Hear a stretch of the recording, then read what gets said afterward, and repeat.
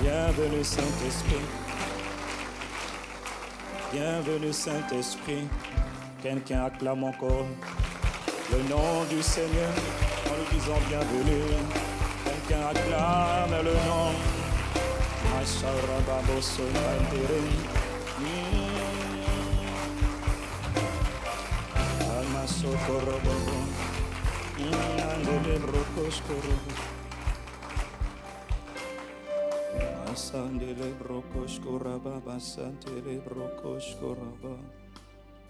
Thank you, Holy Spirit.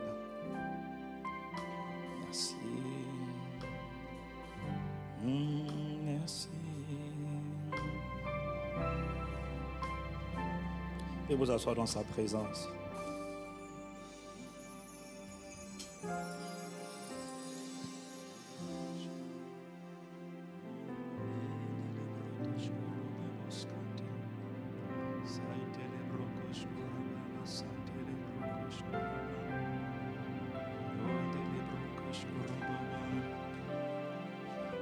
Bienvenue à Impact Centre Chrétien, bienvenue à ICC, Église protestante évangélique. Bienvenue ce matin. Nous sommes au Congo-Brazzaville, le pays où Dieu règne. Sa splendeur sera bientôt manifestée. Son règne, son éclat sera bientôt visible dans ce pays et partout ailleurs sur la terre. Son nom sera célébré parmi toutes les nations et tous les peuples, même ceux qui ne le connaîtront pas, le célébreront, le béniront, l'exalteront, le loueront. Ils béniront la splendeur de son nom, la beauté de sa majesté. Seigneur notre Père, nous nous soumettons à toi ce matin. Merci. Merci Père. Tu sais qu'en nous, nous ne sommes pas capables de faire quoi que ce soit. Tu sais qu'en nous, il n'y a pas de capacité. Nous reconnaissons que notre capacité vient de toi et de toi seul. Voilà pourquoi, Saint-Esprit, nous t'invitons. Nous te reconnaissons, nous t'honorons, nous t'adorons, nous t'exaltons. Merci de nous faire grâce encore pour ce deuxième culte. Merci de nous faire grâce pour cette journée. Inspire, vraiment inspire, inspire. Prends le contrôle de tout mon être, inspire, inspire, parle, lance ta parole, rafraîchis, renouvelle, restaure, enseigne, éduque, vivifie, challenge, fortifie, étire, étends-nous par la puissance du Saint-Esprit, Père. Parle à nos cœurs ce matin. Seigneur, parle à nos cœurs. Nous nous disposons pour toi. Que toutes les formes de distraction soient bannies de ce lieu au nom de Jésus-Christ. Que Dieu règne et que ta suprématie soit manifestée ce matin. Esprit du Dieu vivant, tu es bienvenu, tu es bienvenu. Je te reçois, je te reconnais, je te célèbre. Mon bien-aimé, mon trésor, mon ami, mon associé, mon partenaire, mon maître, mon souverain, mon Seigneur, je te remercie. Oh God, oh God.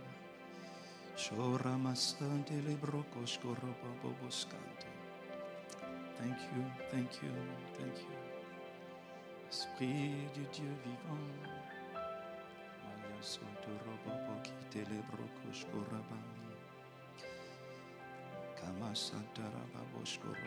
Quelqu'un dit avec moi, Saint-Esprit, tu es bienvenu. Saint-Esprit, je te reçois, je te reconnais. Quelqu'un dit avec moi, Saint-Esprit, je te célèbre, je t'adore et je t'exalte, mon Seigneur, mon Dieu, Jésus, mon Seigneur et mon Dieu. Merci, merci, merci. Ce matin, nous continuons notre thème que nous enseignons maintenant depuis 2-3 semaines, depuis le début de l'année. Nous sommes à l'école du Saint-Esprit. Je crois qu'on vous a fait une annonce. D'abord, je voudrais dire, on vous a fait une annonce tout à l'heure. Hier soir, à la maison, j'étais inspiré. Et la semaine prochaine, nous aurons effectivement un atelier. Et le thème de l'atelier, c'est « si on parlait sexe ». Quelqu'un dit, on va parler du sexe à l'église. Dis-moi, on va parler du sexe à l'église. Si vous pensez que je ne suis pas à l'aise, je suis détendu. Je suis même très à l'aise dans ce domaine. Tout ce que Dieu a créé est bon, pourvu qu'on sache comment s'en servir. Et donc la semaine prochaine, âme extrêmement sensible, s'abstenir. Vous aurez des nouvelles. Prenez des nouvelles par personne interposée. Le but, c'est que nous allons nous asseoir là le samedi prochain, de 14h à 17h, et puis nous allons parler de cœur à cœur. Ce ne sera pas une prédication, ça sera un échange interactif. Vous allez venir avec des questions, et nous allons échanger sur le sexe. Quelqu'un me dit le sexe. Quelqu'un me dit le sexe. Tu vois, rien que quand tu dis le sexe, c'est pour toi là qu'on doit parler. Toi qui fais la pagaille avec ton sexe, nous avons dit la semaine dernière que ton sexe là, il faut l'offrir à Dieu. Ton sexe là, il faut donner ça à Jésus. Il dit Seigneur, prends mon sexe. Pas seulement prends mon cœur, Seigneur, prends mon sang. Prends mon sexe, Seigneur, prends mon sexe. Samedi prochain là, on va parler de cœur à cœur là. Comme le couteau, on va se guiser les uns les autres. Quelqu'un me dit Amen. Oui, c'est important. Pourquoi c'est important? Parce que Satan se sert du sexe pour créer des liens et pour détruire la vie de multitudes. Et j'ai déjà dit, et je suis vraiment de mon cœur meurtri quand je vois les dégâts que le sexe crée, que la mauvaise utilisation ou la mauvaise compréhension du sexe crée. Si je ne dois pas être populaire parce qu'on parle du sexe, je préfère être totalement impopulaire et être agréable à Dieu que d'être populaire et puis être pasteur d'une église où les gens ne comprennent pas l'importance du sexe. Quelqu'un me dit le sexe. Voilà pourquoi nous allons faire un atelier. Et peut-être qu'il en faudra sûrement un deuxième. Et puis après, on fera un atelier avec les hommes. Quelqu'un me dit les hommes.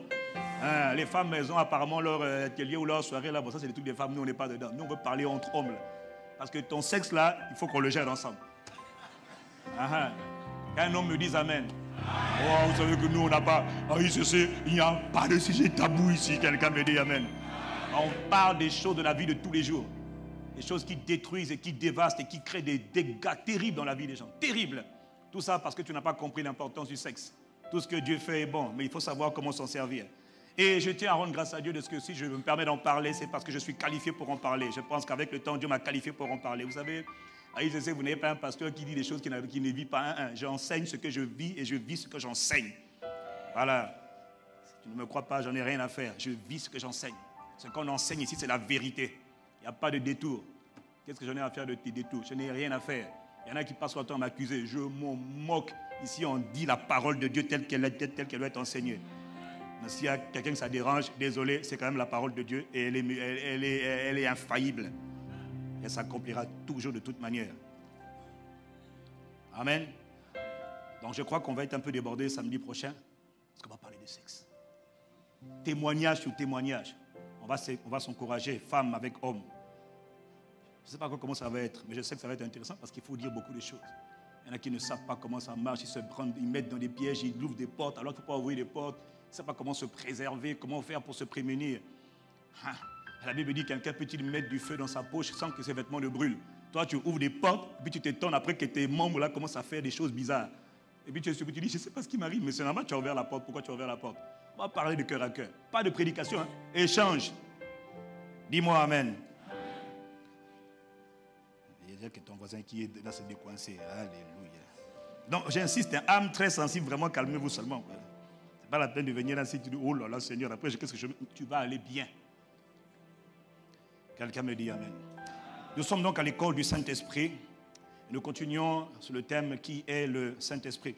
Dès le commencement, nous avons vu ensemble que le principe de la Trinité divine apparaît. Nous avons vu que dès le commencement, 3 personnes distinctes se précisent, chacune étant Dieu, le Père, le Fils et le Saint-Esprit. La première personne qui est mentionnée dans les Écritures, dans le livre de Genèse, chapitre 1, la première personne qui est mentionnée de manière individuelle est appelée l'Esprit de Dieu. Quelqu'un me dit l'Esprit de Dieu. Non, je ne vous entends pas. Dites-moi l'Esprit de Dieu. Et nous avons vu qu'en parcourant les Écritures, de Genèse à Apocalypse, en parcourant les Écritures, on voit bien clairement qu'il existe une unicité et en même temps une différence, une légère différence, en même temps une unicité entre Dieu et l'Esprit de Dieu. Nous avons dit que la venue de l'Esprit de Dieu sur la terre avait été annoncée depuis fort longtemps, depuis plus de 700, 800, 900 ans avant Jésus-Christ. La venue sur la terre de l'Esprit de Dieu avait été annoncée. Il y a eu plusieurs phases sur la terre. Il y a eu d'abord la saison, ou les jours de ce qu'on appelle le Père, où Dieu s'est manifesté sur la terre à travers les prophètes, à travers les rois, à travers les sacrificateurs ou encore les prêtres. Et ensuite, il y a eu ce qu'on appelle les jours du Seigneur, les jours de Jésus le Christ, lorsque Dieu s'est incarné, lorsque le Christ s'est incarné dans un corps de terre et ça a duré 33 ans et demi. Et ensuite, il y a eu ce qu'on appelle les jours de l'Esprit qui avaient déjà été annoncés. Les jours de l'Esprit. Quelqu'un me dit les jours de l'Esprit. Et nous avons vu dans le livre de Ézéchiel au chapitre 36, dans Ézéchiel chapitre 36, nous avons vu qu'il fut un temps où Dieu, longtemps avant, avait prophétisé les jours de l'Esprit. Et c'était une époque particulièrement douloureuse pour Dieu parce que le nom du Seigneur était insulté, le nom de Dieu était calomnié, tant par les païens, donc c'est-à-dire les incroyants, que par son peuple. Et à cause du peuple de Dieu, nous avons vu la semaine dernière que le nom de Dieu, le nom du Seigneur était calomnié, exactement encore comme aujourd'hui, sauf qu'à l'époque, ils avaient une excuse, parce qu'à l'époque, Dieu disait que mon nom est calomnié à cause de vous, mon nom est souillé, mon nom n'est pas respecté, mon nom est bafoué, mon nom est insulté à cause de vous, mon peuple. Mais voici ce que je vais faire. Dieu promettait qu'il allait faire quelque chose de nouveau sur la terre. Dans les temps à venir, plus de 300 ans, plus de 800 ans, 900 ans, Dieu promettait déjà qu'il allait faire en sorte que son nom allait être glorifié, que son nom allait être honoré, que son nom allait être sanctifié sur la terre des vivants. Dieu faisait une promesse, il disait, les temps viennent, les jours viennent où je vais faire une œuvre nouvelle sur la terre. Et Dieu disait, et comment est-ce que Dieu allait faire cette œuvre nouvelle sur la terre? Comment est-ce que Dieu allait faire pour que son nom soit craint, son nom soit aimé, son nom soit sanctifié, mis à part, respecté, considéré, valorisé? Comment est-ce que Dieu allait s'y prendre? Dieu donne une réponse, il dit, je mettrai mon esprit en vous. Je mettrai mon esprit en l'homme. Je mettrai mon esprit dans les êtres humains. Mon esprit ne sera pas seulement sur quelques personnes choisies comme les rois, les sacrificateurs ou les prophètes, mais mon esprit sera répandu sur tout le monde, sur toute chair, sur tous ceux qui croient. Je répandrai de mon esprit. Et il a dit cette prophétie longtemps avant l'arrivée de Jésus-Christ, longtemps, dans Ézéchiel 36, juste une petite portion, dans 36, verset 25, où il disait, je répandrai sur vous une eau pure et vous serez purifiés. Je vous purifierai de toutes vos souillures et de toutes vos idoles. Je vous donnerai un cœur nouveau et je mettrai en vous un esprit nouveau. J'ôterai de votre cœur le cœur de pierre et je vous donnerai un cœur de chair. Au verset 27, Dieu disait, je mettrai mon esprit en vous. Je mettrai mon esprit en vous. Je mettrai mon esprit en vous. Et je ferai en sorte que vous suiviez mes ordonnances, que vous observiez et pratiquiez mes lois. Je mettrai mon esprit en vous. Longtemps avant, Dieu faisait déjà la promesse. Je mettrai mon esprit en vous. Et nous avons donc vu comment la réponse de Dieu au problème de l'humanité, au problème que les hommes étaient en train de subir. Le problème numéro 1 de Dieu, c'est le péché. Quelqu'un me dit le péché. Quelqu'un me dit le péché. Le péché. Voilà pourquoi la semaine dernière, nous avons parlé du péché. Parce que nous parlons du Saint-Esprit.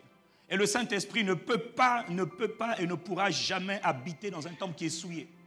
L'Esprit de Dieu ne se mouvra pas dans un temple qui est sale. Tout comme toi, bon, ça dépend. Il y en a qui acceptent la saleté profonde. Mais logique, un être humain normal ne peut pas habiter là où il y a des excréments. Là où il y a des excréments, tu ne peux pas habiter normalement, en temps normal. Dis-moi, mais j'ai bien dit normalement. Nous avons dit de la même manière que lorsque le Saint-Esprit doit venir quelque part, lorsqu'un avion doit atterrir sur une piste d'atterrissage, qu'est-ce qu'on fait? On balise la piste d'atterrissage, on nettoie la piste pour être sûr que l'avion va se poser sans problème. Un avion n'atterrit pas dans le désordre. Lorsque Dieu doit atterrir, il doit d'abord atterrir. Il faut d'abord qu'on sanctifie le lieu. Il faut qu'on purifie le lieu. Si on n'a pas purifié le milieu, Dieu ne peut pas atterrir. Et l'Esprit de Dieu est sur le point d'atterrir dans ta vie comme jamais auparavant. Et pour ça, il doit d'abord faire du balayage, du nettoyage. Et la première des choses que Dieu attaque, qui nettoie, c'est le péché. Quelqu'un me dit le péché. Le péché, c'est quoi? C'est la transgression de la loi. C'est la violation de la parole de Dieu. La Bible dit que le salaire du péché, c'est là, c'est-à-dire la séparation. Écoutez, mon frère, ma soeur, cet exercice que nous avons fait cette semaine est extrêmement important et nous allons continuer à le faire. Pourquoi? Parce que le salaire du péché, c'est la mort. C'est-à-dire que la récompense, la conséquence du péché, c'est la mort. Mort, c'est thanatos en grec, c'est-à-dire la séparation. Satan sait. Satan était là sur la terre avant que tu ne naisses. Il connaît la parole de Dieu mieux que toi. Il connaît les lois de Dieu mieux que toi. Quelqu'un me dit Amen. Et quand Dieu a mis Satan, et quand Dieu a créé Adam et Ève sur la terre, Satan savait qu'il ne pouvait pas aller de manière frontale combattre Adam et Ève.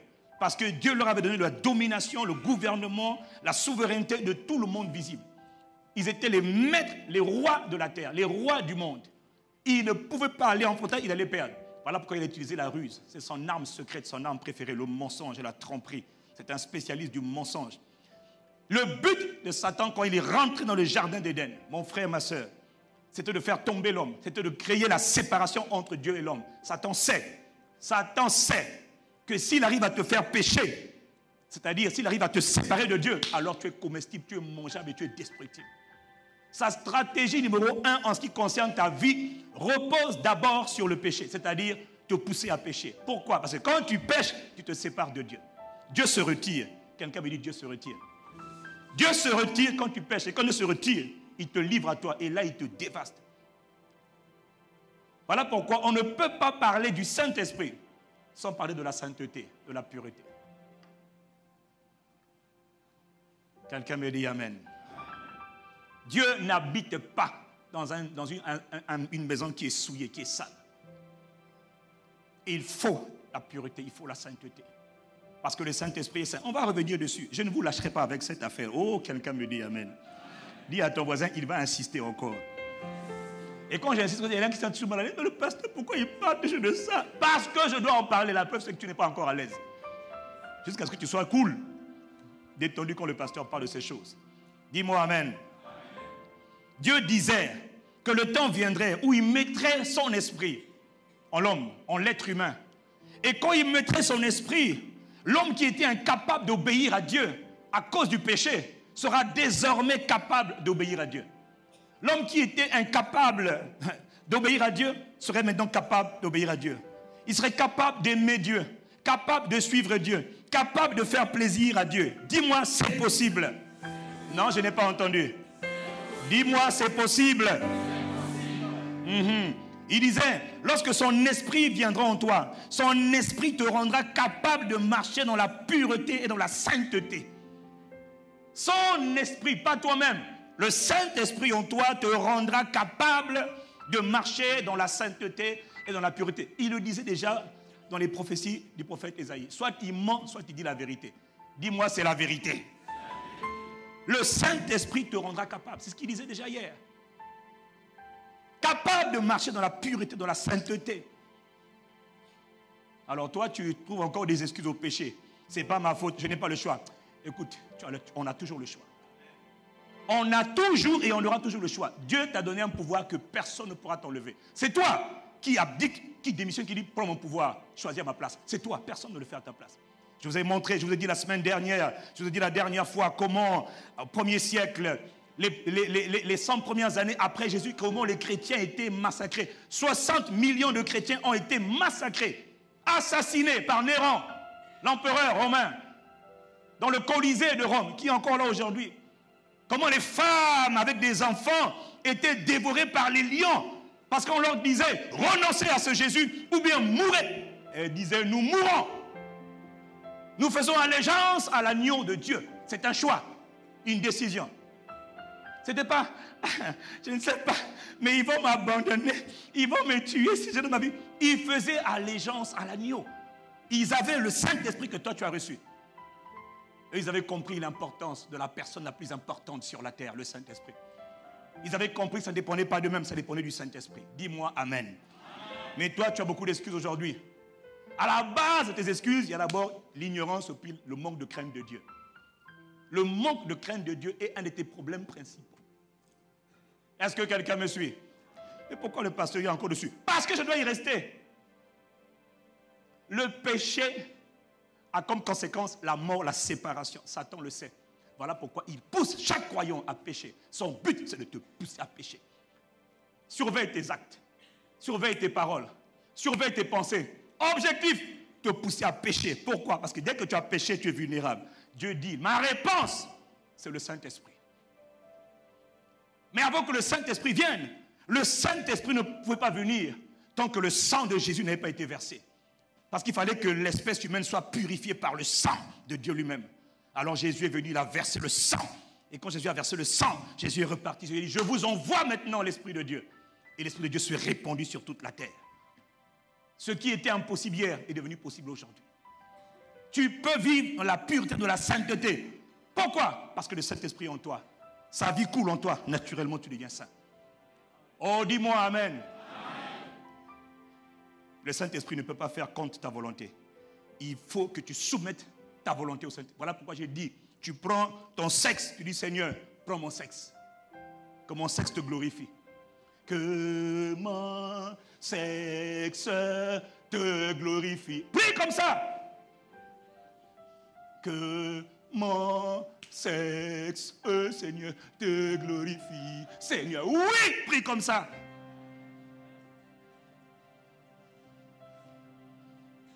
Quelqu'un me dit Amen. Amen. Le Saint-Esprit venant en toi te rend capable de marcher dans la pureté. Mon frère, j'ai compris avec le temps. Vous savez, faites attention. Tant que quelqu'un n'a pas l'Esprit de Dieu en lui, ne lui demande pas l'impossible. Il peut avoir une bonne éducation, une bonne moralité, de bonnes valeurs. Il aime sa femme. Tôt ou tard, il est capable de la tromper. Elle aime son mari, elle est fidèle, elle a toujours été. Elle, c'est vraiment une femme bien, une femme de haut rang, de distinction, tu vois. Elle a une bonne éducation, puis sa mère l'a éduquée. Mais le jour où elle laisse une petite porte ouverte, un esprit mauvais rentre, c'est fini. La femme qui était pour elle bien, commence à dire, non, je ne sais pas ce qui m'arrive, je commence à avoir des sensations bizarres. Mon frère, quiconque n'a pas l'Esprit de Dieu en lui, tu ne peux pas mettre ta main dessus. Celui qui n'a pas encore, celui en qui le Dieu des cieux n'est pas venu habiter, frère, ne te demande pas l'impossible. Ce n'est pas l'éducation qui te rend capable. C'est le Saint-Esprit qui te rend capable de marcher dans la pureté. Ce n'est pas la bonne éducation. Dis-moi un bon amen. Voilà pourquoi tu vois des gens qui sont bien éduqués, qui sont même très instruits, mais qui font des choses les plus abjectes, les plus horribles. Pourquoi? Parce que quand tu n'as pas Dieu, tu n'as rien, frère. Quand tu n'as pas Dieu, tu es mangeable, tu es comme un sandwich pour le diable. Il te mange, il te mange dans tous les sens. Tu dis, au secours, il te mange parce qu'il a le droit légal de te bouffer, de te détruire. Il a le droit légal. Qui lui a donné le droit légal? Toi! C'est avec ta permission que Satan te détruit. Toujours avec ta permission. Est-ce que quelqu'un me suit? Dieu dit, je mettrai mon esprit dans les jours de l'esprit. Je mettrai mon esprit dans les hommes, dans les femmes, dans les enfants. Et ils seront capables de marcher dans la pureté, dans la sainteté, non pas dans la souillure. Je mettrai mon esprit et leur condition de vie changera. Je mettrai mon esprit en eux et leurs vies seront reconstruites. Ils seront restaurés. Ceux qu'on avait dit endommagés, cassés, méprisés, brusquement, soudainement, parce que mon esprit viendra en eux, ils vont vivre ce qu'on appelle une métamorphose intérieure. Et ça se manifestera à l'extérieur. Tôt ou tard, on verra que quelque chose s'est passé en toi. Ça, c'était la promesse de l'esprit. Mais toi, tu dis amen, là, il y a des gens qui... C'est pas clair! Parce que tu n'as pas compris ce qui s'est passé. Ou encore, tu as entendu, mais tu n'acceptes pas. Parce que tu dis, j'ai pas le choix. Si, tu as le choix. Personne ne peut faire le choix à ta place. Est-ce que tu es morte? Est-ce que tu es mort? Mais alors? Oh, je n'ai pas le choix. Qui t'a dit que tu n'as pas le choix? On a toujours le choix. Oui, c'est ça que tu n'aimes pas entendre. C'est parce que tu n'as pas envie de dire amen. Je comprends. Je comprends. Quelqu'un me dit amen. Il faut arrêter de... On ne se moque pas de Dieu. On peut tromper soi-même. Et c'est ce que beaucoup font. Tu te séduis, tu te mens à toi-même. Mais on ne ment pas à Dieu. Seigneur, tu sais, il m'a dit que si vraiment j'ai 4 enfants, si je ne couche pas avec lui, mes enfants ne pourront pas manger. Seigneur, je fais, Seigneur, couchant seulement alors. Tu as vu? Pourquoi tu n'es pas morte? À cause de mes enfants. T'inquiète pas, Dieu va s'occuper de meurs. Si c'est tout ce qu'il te faut, alors meurs. Tu peux accepter de faire la volonté. C'est ta volonté. C'est toi qui choisis de faire la volonté de Dieu. Et quand tu vois que c'est trop dur, que tu n'arrives pas, alors tu dis, Seigneur, je m'attache à toi. Est-ce que tu sais c'est quoi s'attacher à Dieu de les jours de la détresse? C'est ce que c'est quand on s'attache à Dieu. S'attacher à Dieu, c'est pas je m'attache à toi. Oh Seigneur, je suis parti, je ne peux plus. Je m'attache à... Ah bon? Tu as vu ça où? Frère, on s'attache à Dieu comme ça là. Je m'attache à toi. Je m'attache à toi. Pareil, tu as promis de me soutenir. Ta fidélité dure à toujours. On dit laisse-la, ta fidélité. On peut soulever tes pieds même pas. Ta fille. Vous avez vu quelqu'un qui est en train de tirer et puis on ne tire même pas les pieds. Ta fidélité durera toujours. Le péché te tire, tu dis, ta fidélité durera toujours. Quand Dieu voit, Michael, Gabriel, ma fille là, mon or, envoyez au-delà de ce qu'elle demande, de ce qu'elle pense, par ma puissance qui agit en elle.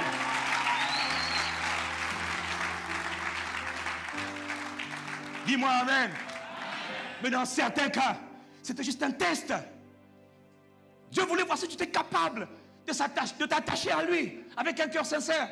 Il te dit, je t'aime Seigneur, mais je dois coucher avec le monsieur. Il dit non, on a toujours le choix. Joseph a laissé son manteau dans la maison de Potiphar. Allez, la femme, toi, petit, toi là tu es trop beau. Non maman, petit gamin maman. Petit, tu couches avec moi. Et Joseph a dit, maman, pardon. Couche avec moi. Lundi, à l'objet, non. Mardi, non. Et dimanche, elle a dit, petit, toi là, ça fait longtemps. La maison est vide. Tu vas coucher avec moi aujourd'hui. Sinon, je te vis. Il dit, maman, prenez. Il a fui. Après, Dada m'a pris le manteau. Elle a gardé le manteau. Elle dit, il m'a violé. Parce qu'il a voulu faire le bien, il s'est retrouvé en prison. Mais quelques années plus tard, de la prison, il s'est retrouvé au palais.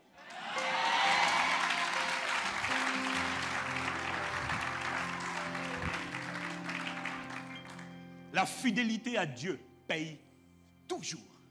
Tôt ou tard. L'infidélité à Dieu paye aussi toujours. Tôt ou tard. Regarde-moi bien. Fais tes trucs en secret. Sous-marin. L'infidélité. Regarde, tu es en train de rire là. Bon, là, je parle pas à toi, je parle à ton voisin. Regarde, il y en a qui sont en train de... Regarde-moi bien. C'est ça, ton visage est tout coincé là. C'est de toi qu'on parle, mon frère. Dis à ton voisin, il parle de toi. Voilà. Dis à l'autre voisin, il parle de toi. C'est pour ça que tu n'as pas envie de sourire. Quelqu'un me dit amen. De ce côté-là, franchement, vous ne mourrez pas. Non, il y a des domaines dans lesquels vous ne mourrez pas. Je sais de quoi je parle. Christ vit en moi. Si Christ m'a rendu capable de vivre, c'est la vie que je mène aujourd'hui, croyez-moi. S'il a fait en moi, il peut le faire en tout le monde. Oh non, vraiment, je vous assure. S'il a fait en moi, il peut le faire. C'est pour ça que je n'accepte aucune excuse. Les excuses viennent de ton manque de crainte de Dieu. Alors tu dois plutôt commencer à chercher à avoir la crainte de Dieu. La crainte de Dieu vient de la parole de Dieu. Parce que quand le Saint-Esprit vient habiter en toi, tout devient possible. Même ce que tu n'étais pas capable de faire. Frère, il y a des grâces qui viennent parce que l'Esprit est là. Il y a une force qui est là parce que l'Esprit est là. Tant qu'il n'est pas là, tu dis, Jean-Luc, Jeannette, je te promets fidélité pour le meilleur et pour le pire. Moi aussi, Jeannette, moi aussi, Jean-Luc, je te promets fidélité de conjugale. Pour le meilleur, plus jamais je te tromperai. Moi aussi, ma douce, plus jamais je te tromperai. Et 1 an plus tard, il ne retrompe pas encore. Jeannette, je te demande pardon. Jean-Luc, moi aussi, je t'ai trompé, je te demande pardon. Toi aussi, moi aussi. Nous nous demandons pardon. 1 an plus tard, il recommençait. Tu sais pourquoi? Le Saint-Esprit n'est pas en nous. Mais quand l'Esprit vient habiter en toi, quand tu vois le péché, tu dis péché, excuse-moi. Toi, tu es une loi. Mais il y a une autre moi, il y a une loi en moi qu'on appelle la loi de l'esprit de vie. C'est-à-dire que la vie de Dieu me consume. Et c'est bizarre, mais je n'aime pas le péché. C'est pas que je n'arrive pas à aimer le péché parce que la vie de Dieu est en moi. Et quand tu es cool en moi, frère, c'est naturellement que je déteste le péché. Et quand je sens que c'est tendu, alors je crie à Dieu. Comme disait le pasteur Yvon à un frère, il disait, si ta femme n'est pas là, tu sens que tu brûles un peu. Ça arrive, hein, tu brûles un peu. Et c'est moi, que tes fleuves d'eau vive se déversent dans mon âme. Que ton Saint-Esprit vienne prendre le contrôle. Crie à l'aide. Jésus. Jésus.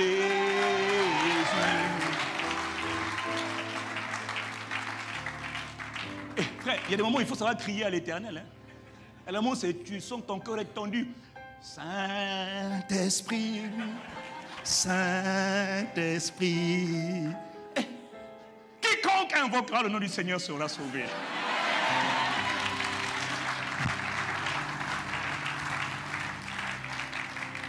Bon, je n'ai pas commencé le message, mais c'est comme s'il y a quelqu'un qui m'écoute là, à ce deuxième culte là, qui a encore besoin de recevoir la même parole.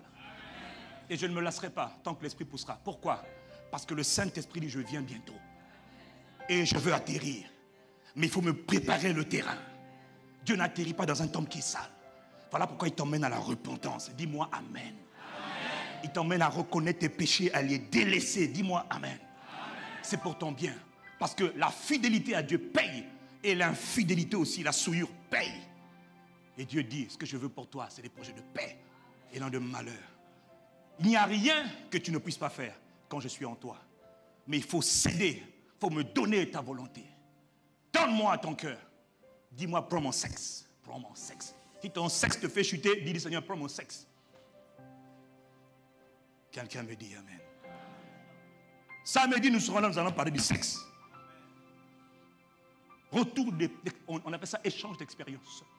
Ce n'est pas sur l'expérience, comment ça se passe au lit. Non, non, non, non. C'est comment on fait pour tenir. Comment on fait pour tenir. En fonction des cas de figure. Quelqu'un me dit Amen. Je continue mon message. Le Seigneur nous a montré, nous avons vu la semaine dernière, que Dieu a ce qu'on appelle une volonté parfaite. Et dans le livre de Luc chapitre 11, je ne vais pas le relire, verset 11, Dieu nous a dit, le principe général que nous devons retenir, c'est que Dieu nous a dit que sur la terre, que Dieu voulait depuis longtemps donner son esprit, c'est-à-dire Dieu lui-même, aux êtres humains. Parce que Dieu, regardant la terre, il voit que les êtres humains cherchent l'argent. Les êtres humains cherchent les enfants, cherchent les femmes, les mariages, les concubins, le travail, toutes sortes de choses. Dieu dit, il y a un don, quelqu'un me dit un don. Il y a un cadeau, quelqu'un me dit un cadeau, que Dieu veut faire. Un cadeau excellent, plus excellent que tous les cadeaux, plus excellent que tous les dons que Dieu veut donner aux êtres humains. Et Jésus disait, il est temps pour le Père de donner le don le plus excellent, le plus privilégié, le plus merveilleux à ceux qui lui demandent. Et le don que Dieu donne, c'est Dieu lui-même. Oh, dis-moi Amen. C'est-à-dire l'Esprit de Dieu. Le Saint-Esprit est le plus excellent, le plus merveilleux, le plus doux de tous les cadeaux que Dieu peut te donner. Voilà pourquoi, si tu vas devant Dieu, Seigneur, donne-moi ce que tu as de plus précieux. Et tu dis, ce que je suis de plus précieux, c'est moi-même, c'est mon esprit. Déjà, la bénédiction, la véritable et la première, la vraie bénédiction, c'est Dieu lui-même. Oh, quelqu'un me dit Amen. Ce n'est pas les enfants, ce n'est pas le travail que tu cherches, ce n'est pas l'argent que tu cherches, c'est Dieu lui-même. Parce que quand tu as Dieu, tu as tout. Imagine, mon frère, tu arrives à conquérir le cœur du chef de l'État le plus puissant de toute la planète. Et il te dit, ma fille, mon fils, ma femme, mon mari, donne-moi tout ce que tu veux, je te donne. Je suis l'homme le plus puissant au monde. Il va donner. Pourquoi? Parce que tu as conquis son cœur. Voilà pourquoi le nerf de la guerre, c'est le cœur. Toi, tu cherches tout. Tu cherches l'argent, tu cherches les femmes, tu cherches les maisons. Cherchons d'abord le royaume de Dieu et sa justice. Cherchons d'abord. Et toutes choses vous seront données. Mais toi, tu cherches beaucoup de choses pour rien. Et d'ailleurs, si tu remarques bien, tu fais longtemps que tu cherches, tu n'es toujours pas satisfait. Tu cherchais mari, tu n'es pas satisfait. Tu cherchais femme, tu n'es pas encore satisfait. Quelqu'un me dit aïe. Parce que le bonheur vient de la présence de Dieu lui-même. Et la réponse de Dieu, c'est l'Esprit de Dieu. Dis-moi l'Esprit de Dieu. Les dernières paroles, nous avons vu la semaine dernière, avant son ascension, les dernières paroles de Jésus ont été la promesse de l'arrivée, de l'entrée en scène sur la terre, dans le monde visible, de la personne la plus importante sur la terre, le Saint-Esprit. Dans Acte 1, verset 3, nous avons vu, il est écrit, en parlant de Jésus, après qu'il eut souffert, il leur apparut vivant. Et leur en donna plusieurs preuves, se montrant à eux pendant 40 jours et parlant des choses qui concernaient pas la religion, jamais, mais concernaient le royaume de Dieu. Et comme il se trouvait avec eux, il leur recommandait de ne pas s'éloigner de Jérusalem, mais d'attendre ce que le Père avait promis, ce que je vous ai annoncé, leur dit-il. Car Jean, le précurseur, a baptisé d'eau, mais vous, dans peu de jours, vous serez baptisés du Saint-Esprit. Quand Dieu est sur le point de venir, il envoie les précurseurs préparer le terrain. Lorsque le chef de l'État doit se déplacer quelque part, on envoie ce qu'on appelle des précurseurs. Pourquoi? Pour préparer l'arrivée du chef. Quelqu'un me dit amen. C'est obligatoire, c'est systématique. Lorsque Dieu doit arriver sur la scène, Dieu prépare le terrain. Il a envoyé Jean-Baptiste. Jean-Baptiste est venu. Je suis la voix qui crie dans le désert. Préparez le chemin du Seigneur. Aplanissez les chemins du Seigneur. Il disait, repentez-vous. Jean est venu baptiser d'eau. Jean est venu annoncer le baptême de la repentance. Il est venu annoncer la repentance. Autrement dit, changez vos cœurs. Pourquoi, Jean? Dieu arrive. Ah bon? Oui, Dieu arrive. Dieu va visiter la terre. Changez vos cœurs. Arrêtez de commettre le mal. Arrêtez l'adultère. Arrêtez la fornication. Arrêtez le mensonge. Arrêtez le péché. Mais frère, on a toujours fait comme ça, nous. Arrêtez! Mais nous, on connaît que ça. Arrête! Mais dans ma famille, arrête! Arrête! Pourquoi? Dieu arrive! Et quand Dieu arrive, c'est quand Dieu arrive, c'est pour dire deux choses. S'il y a le péché, juste le péché. Tu meurs à cause du péché. S'il y a la pureté, la gloire descend. Parce qu'attention, quand Dieu arrive, c'est ça que vous ne comprenez pas. Quand Dieu arrive, c'est pour dire deux choses. Élévation, gloire, restauration, reconstruction, distinction, jugement, mort. Voilà pourquoi Dieu dit, Jean-Baptiste dit, les gars, Dieu arrive. Repentez-vous. Que ferons-nous? Toi, si tu volais, arrête de voler. Si tu avais deux femmes, garde une. Tu couchais, arrête de coucher. Tu te masturbes, arrête de masturbation. Arrête ça! Et là, je parle à quelqu'un, là. Arrête! Dis à ton voisin, on dirait qu'il parle de toi, là. Ne regarde pas moi, regarde ton voisin. Moi, je prends mon mouchoir, je jette ça au hasard. Je jette mon mouchoir sur quelqu'un, si ça tombe sur toi, ah frère, tu es vraiment pécheur. Oh, c'est pas moi, pasteur, c'était un hasard. Dieu envoie le précurseur. Pourquoi j'insiste autant? Dieu me dit insiste. Pourquoi? Je dois atterrir. Le Saint-Esprit cherche des plateformes d'atterrissage, des vases, des temples, des maisons dans lesquelles il va atterrir. Et quand il va atterrir, frère, ta vie va devenir un véritable chef-d'œuvre. Dieu cherche ce qu'on appelle des agents, des vecteurs, des canaux pour manifester sa gloire. Pas à Brazzaville, non, mais partout où tu iras. Quand on te voit aller à Mukondo voir tes parents, on va dire, Dieu est à Mukondo. Mais où est Dieu? En elle. Parce qu'elle brille, elle resplendit, elle est lumière, elle est sel, elle domine. Hey, quelqu'un me dit amen. Dieu te prépare. Oui, je sais. Il y a ton voisin qui dit, mais moi, je n'ai pas envie. C'est pas grave. Il va passer par nous. Puis toi, tu vas seulement, oh, pourquoi seulement eux? Parce que pour l'instant, tu ne comprends pas encore de quoi je suis en train de parler. Mais quand la gloire va descendre, frère, tu vas dire, mais Seigneur, moi aussi, tu m'as oublié. Toi, s'il vient, ça va être pour te juger.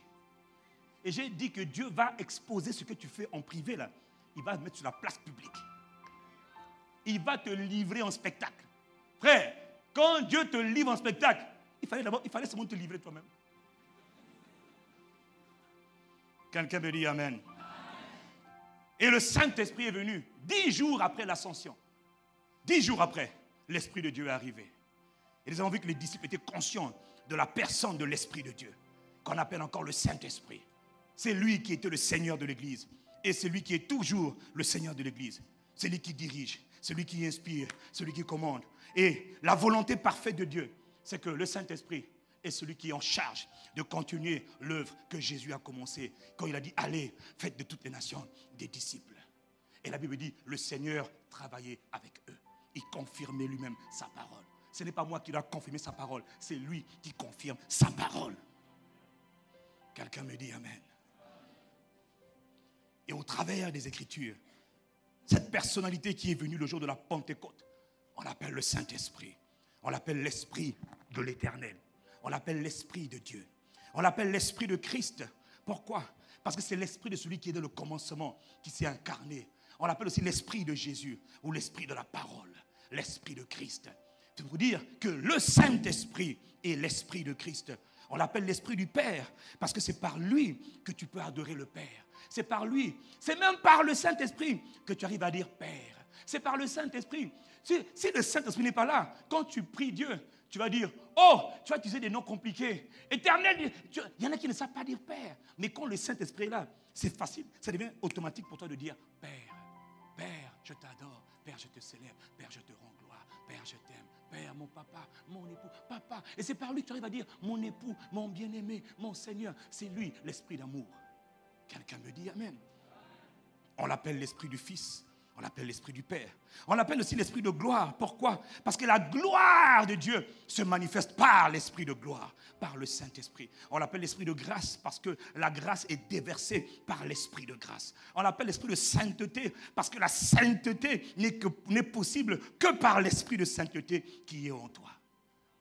On l'appelle l'esprit de pureté. On l'appelle l'esprit d'amour. On l'appelle l'esprit de vérité. Qui? Le Saint-Esprit. Pourquoi on l'appelle l'esprit de vérité? Ah, tu vas voir. Parce que dans le monde dans lequel nous sommes, est contrôlé par un être qu'on appelle Satan. Son arme principale pour dominer le monde comme il fait, c'est le mensonge, c'est la ruse, c'est la tromperie. Quelqu'un me dit la tromperie. La ruse, le mensonge. Voilà pourquoi Jésus dit de lui qu'il est le père du mensonge et le menteur. C'est sa spécialité. Tout ce qu'il fait n'est que mensonge. Tout ce qu'il fait n'est que tromperie. Et il ne faut pas sous-estimer ses œuvres parce qu'il arrive à distiller, à répandre comme un poison ses mensonges sur toute la surface de la terre. Dans les religions, dans les systèmes politiques et le pire, dans les systèmes sociaux, éducationnels. Partout, il répand, il distille le mensonge. C'est son arme fatale. Et le mensonge opère dans les ténèbres, dans l'ignorance. Voilà pourquoi, pour vivre dans un monde comme celui-là, il faut l'esprit de vérité. Parce que les gens sincères sont trompés. Tu n'es pas sauvé parce que tu es bon. Tu es sauvé parce que Dieu a eu grâce. Dieu a eu compassion de toi. Mais beaucoup d'autres ne sont pas encore sauvés alors qu'ils ont le bon cœur. Mais ils sont dans l'erreur. Est-ce que quelqu'un me suit? Dis-moi le Saint-Esprit. Dis-moi le Saint-Esprit. Il est tout ce dont tu as besoin. Il est la personne la plus importante sur la terre.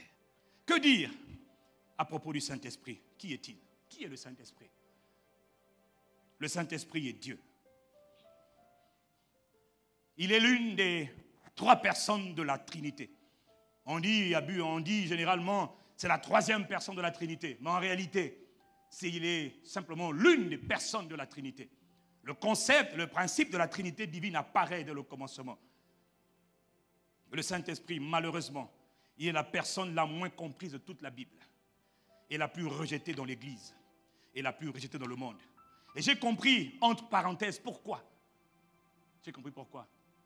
Parce que Jésus était visible. Jésus, on peut le toucher. Mais le Saint-Esprit, on ne peut pas le toucher. Voilà pourquoi il est aussi mal compris. Et on va voir dans quelques instants, il y a eu beaucoup d'erreurs autour de la personne du Saint-Esprit. Et c'est à cause du fait que l'Église ne le connaît pas, que l'Église l'a rejeté, que l'Église galère, l'Église souffre. L'Église est dans les ténèbres. Le sel n'a pas de saveur. La lumière n'éclaire pas. Pourquoi? Parce que l'Esprit n'est pas là. L'Esprit n'est pas honoré. Mais les disciples, eux, ils ont brillé, ils ont marqué leur époque, ils ont impacté leur monde. Parce qu'ils connaissaient le Saint-Esprit et ils marchaient avec le Saint-Esprit. Il est temps, il cessait de remettre le Saint-Esprit à sa place, c'est-à-dire le Seigneur de l'Église. Quelqu'un me dit Amen. La Bible elle-même appelle le Saint-Esprit Dieu. Dans Jean chapitre 14, verset 16, Jésus dit, en l'introduisant, Jésus parle de lui et il dit, « Et moi je prierai le Père, et il vous donnera un autre consolateur, afin qu'il demeure éternellement. » Quelqu'un me dit éternellement. Dis encore éternellement. Dis éternellement. Il ne demeure pas avec toi. Dieu n'a pas donné le Saint-Esprit quand tu es sur la terre, dans le monde vivant. Non. Tu es un esprit toi-même. Tu habites. Tu as une âme et tu habites dans un corps. Actuellement, tu es dans un corps qu'on appelle un corps de terre. Dieu te donne le Saint-Esprit. Mais demain, tu auras un corps ressuscité. Si tu es né de nouveau, si tu es sauvé. À la résurrection, tu auras un corps. Il ne sera pas fait de chair et de sang, mais il sera fait de chair. Tu auras un corps matériel. Est-ce que quelqu'un me suit? Et dans ce corps-là, tu auras toujours besoin de l'Esprit de Dieu lui-même. Parce que c'est toujours par l'Esprit de Dieu en toi que tu es en communion avec le Père. Dis-moi Amen. Sans l'Esprit de Dieu, il n'y a pas de communion avec Dieu. On va le voir après. Voilà pourquoi l'Esprit demeure éternellement avec vous. L'Esprit de vérité. Il demeure avec vous et il dit, il sera en vous. Je vous donnerai, et plutôt, le Père vous donnera un autre consolateur. Dans le grec, c'est allos, c'est-à-dire un autre comme moi. C'est le contraire de hétéros. Hétéros veut dire, si je mangeais une pomme, donne-moi ta pomme, je te la redonnerai. Mais tu me donnes la pomme, je peux te donner de l'orange, kiwi, pamplemousse. Si tu mangeais une orange, je te dis, je te redonnerai, donne-moi ton orange, et je te redonnerai une orange, et non pas un autre fruit. Jésus dit, moi je m'en vais, je prierai le Père, il vous donnera un autre consolateur, un paraclétos, exactement de la même nature que moi. De la même nature que moi. Quelqu'un me dit Amen. Donc il parlait de quelqu'un qui était de nature divine. Et il parlait d'une personnalité.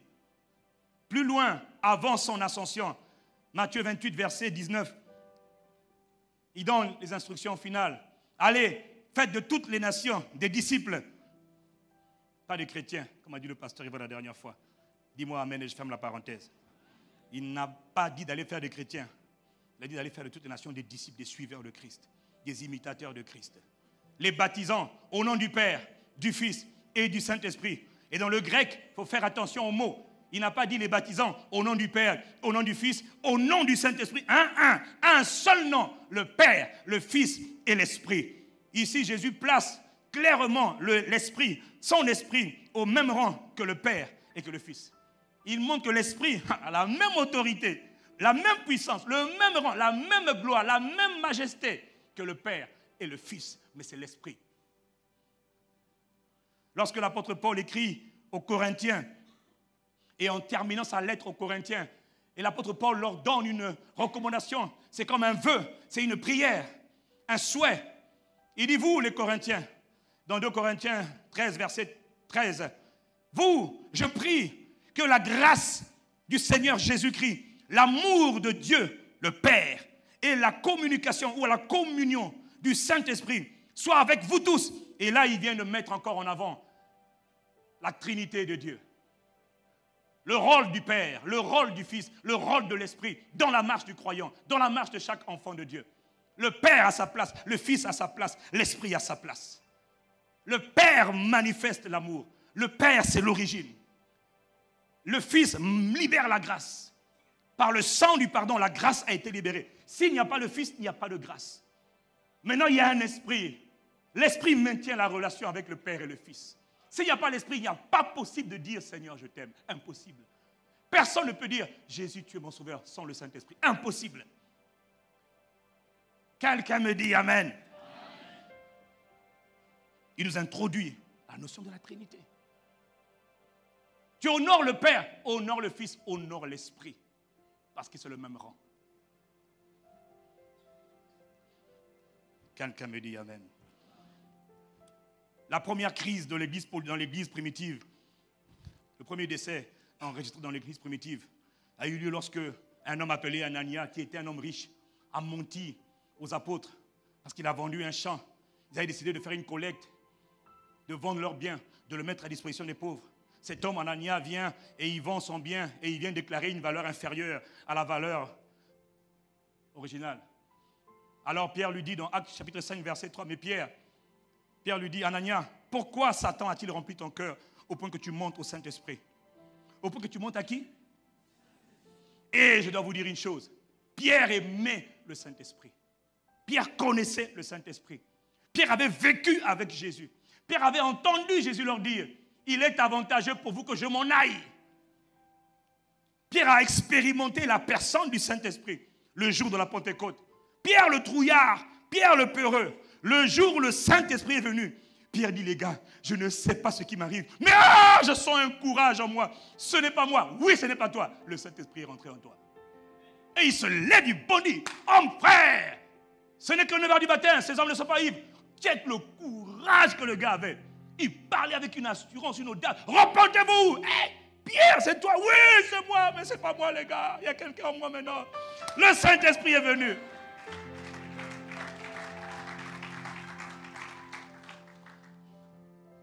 Alors il dit Pierre. Donc Pierre aimait le Saint-Esprit. Oh, je vous dis, Pierre aimait la personne du Saint-Esprit. Il aimait l'Esprit de Jésus. Oh, quelqu'un me dit Amen. Et tu vois, ça irritait Pierre lorsque le gars est venu mentir. Et Pierre était rempli de l'Esprit. Pierre dit à Anania, mais Anania, tu n'as pas eu peur de venir mentir publiquement devant nous ici? Tu n'as pas peur? Comment as-tu osé mentir au Saint-Esprit et que tu aies retenu une partie du prix du champ? S'il n'eût pas été vendu, ne te restait-il pas?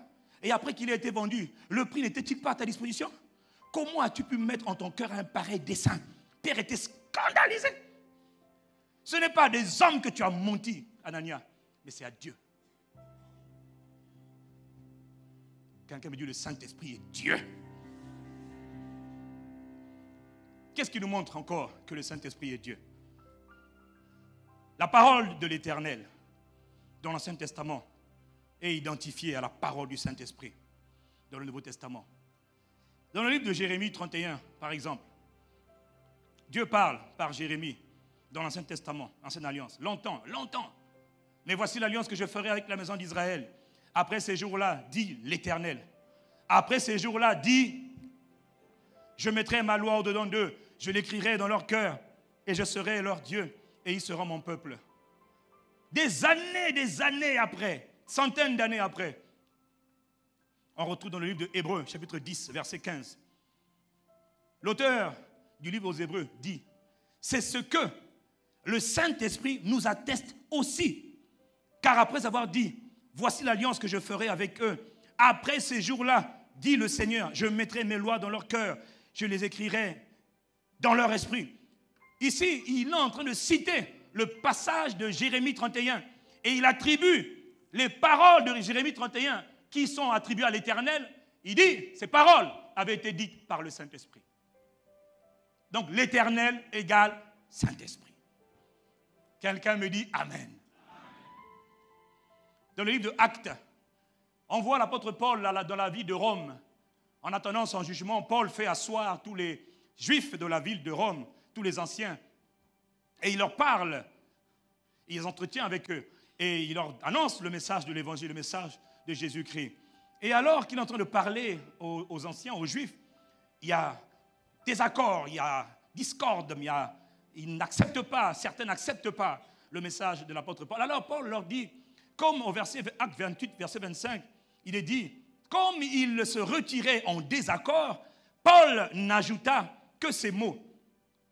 Paul rappelle un passage important de l'Ancien Testament. Il dit, c'est avec raison que le Saint-Esprit, quelqu'un me dit le Saint-Esprit, parlons à vos pères, par le prophète Ésaïe a dit, va vers ce peuple et dis, vous entendrez de vos oreilles et vous ne comprendrez point. Vous regarderez de vos yeux et vous ne verrez point.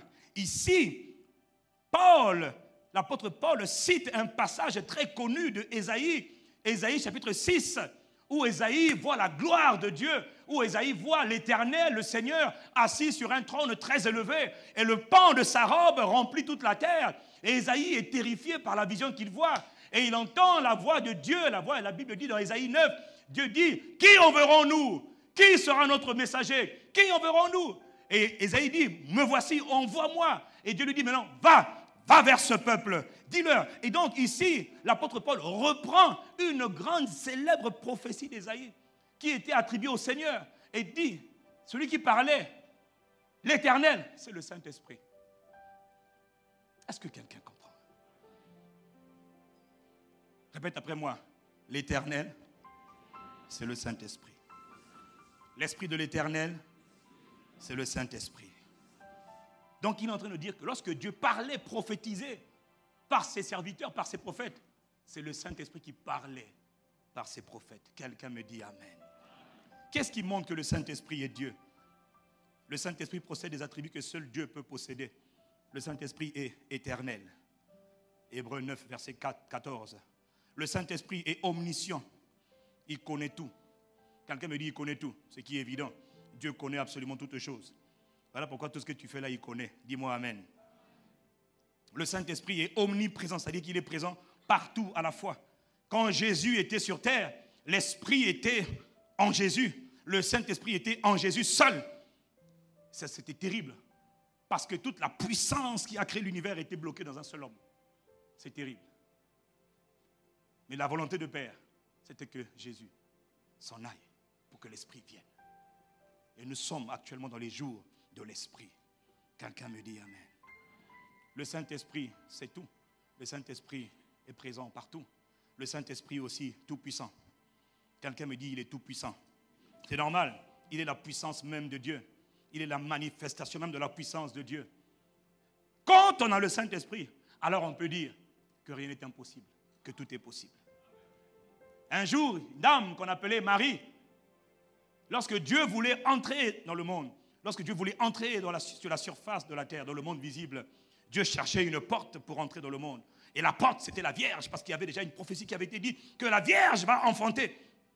Alors Dieu cherchait une Vierge, parce que Dieu ne pouvait pas rentrer dans le monde. Pour faire rentrer le Christ dans le monde, il fallait que le Christ entre par la porte légale. Pour entrer dans notre monde, il faut rentrer par la porte. La porte légale, pour tout être humain, c'est la femme. Il doit rentrer par la femme. Il doit sortir comme tout le monde. Quelqu'un me dit Amen. Tout homme, toute personne qui naît humain doit entrer obligatoirement par la porte du monde. Voilà pourquoi même les démons, quand ils veulent faire leurs œuvres, ils ont besoin de s'attacher à un être humain ou à un animal pour accomplir leurs œuvres. Est-ce que quelqu'un me suit? Tout doit être attaché à un humain, un être humain. Et lorsque Dieu voulait rentrer dans le monde, Dieu cherchait la porte. Et il trouve la porte à travers une femme, naturellement. Alors, il vient voir. Il se rend compte qu'il ne peut pas. Dieu ne peut pas rentrer dans le monde à travers Joseph. Joseph, comme tous les humains, comme tous les êtres humains, sont souillés. Depuis Adam, tout ce qui vient de Adam est souillé. Tous les êtres humains sont pécheurs. Or, Dieu qui doit naître là, doit naître sans péché. Pourquoi? Parce que l'agneau qui doit être immolé, le sang qui doit être versé, doit être un sang non contaminé, un sang pur. Le sang de Dieu est pur. Le problème, c'est que tous les êtres humains sont impurs. Alors Dieu dit, je cherche la porte. Et quand il cherche la porte, il trouve une femme qu'on appelle Marie, qui est vierge. Il va voir Marie, il va voir Gabi. Gabi va voir Marie. Gabi dit à Marie, salut à toi, femme à qui une grâce a été accordée. Il dit, Kingai, oui, toi. Il dit, tu seras enceinte. Il dit, tu seras enceinte. Et le saint enfant qui va venir là, il sera appelé fils de Dieu. Tu l'appelleras un tel, un tel. Et puis Marie dit, ah bon, mais comment est-ce possible? C'est impossible. Parce que moi, j'ai compris que tu ne veux pas que ce soit Joseph. D'accord, mais moi, il n'y a pas moyen. C'est impossible. Comment je fais? Il dit, justement, et dans Luc chapitre 1, verset 35, il lui dit, toi et moi, on va faire un partenariat. Quelqu'un me dit un partenariat. On va faire un partenariat, toi et moi. Dieu et la femme vont faire un partenariat. Il lui dit, l'ange lui répondit, le Saint-Esprit viendra sur toi. Ouh. Quand il fallait faire l'impossible, il fallait maintenant le Saint-Esprit. Quand il fallait accomplir le miracle, il fallait le Saint-Esprit. Le Saint-Esprit viendra sur toi. Et la puissance du Très-Haut te couvrira de son ombre. C'est pourquoi le saint enfant qui naîtra de toi sera appelé fils de Dieu. Le partenariat, c'est lequel? Dieu et la femme, par le Saint-Esprit, font une alliance. Le sperme est rentré par l'Esprit. L'Esprit a envoyé le sperme. Et maintenant, Marie se retrouve enceinte. Mais Joseph dit, ma petite, comment? Il dit, c'est le Saint-Esprit. Il dit, écoute, on est bien, hein? Restons bien. Moi, je ne te connais pas. Tes parents t'ont emmené pour que je t'épouse. Tu dis que c'est le Saint-Esprit. Il dit, ma petite, pardon, prends tes affaires, quitte ma maison. Et la Bible dit, pendant qu'il la chassait, il voulait la chasser. Le soir, l'ange lui dit, petit, ce que tu as dit là, c'est vrai. C'est moi, le boss, le Saint-Esprit. Quelqu'un me dit le Saint-Esprit. L'Esprit de Jésus. L'Esprit du Dieu vivant. Le Saint-Esprit est Dieu, comme le Père et le Fils. Majesté glorieuse, majesté divine, merveilleuse personne, merveilleuse personnalité. Quelqu'un me dit Amen. Que peut-on dire à propos du Saint-Esprit encore? Deuxième point, le Saint-Esprit est une personne.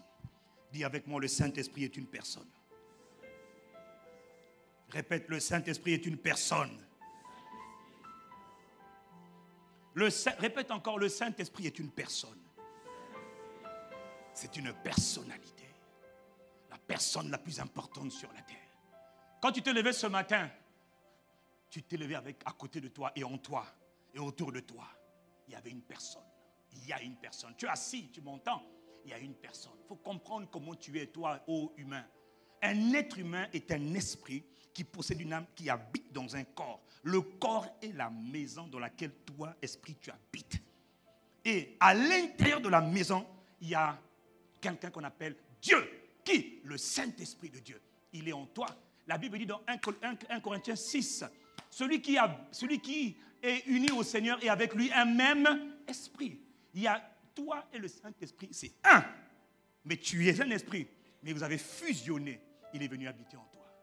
Tout ce que tu fais l'affecte. Dieu, le Saint-Esprit, est venu habiter en toi. Le problème des humains, c'est que nous ne comprenons pas que nous sommes comme une maison. Est-ce que quelqu'un me suit? Cette pièce est une maison. Tu es exactement comme cette pièce. Mon frère, tu es exactement comme cette pièce aux quatre murs. Tu es une maison. Et au centre de la maison, il y a Dieu qui est avec toi, ton esprit. Et vous habitez ensemble dans une pièce, dans le corps. Ça, c'est le corps. Voilà pourquoi Dieu peut habiter dans une maison, mais ne pas être seul à habiter dans la maison.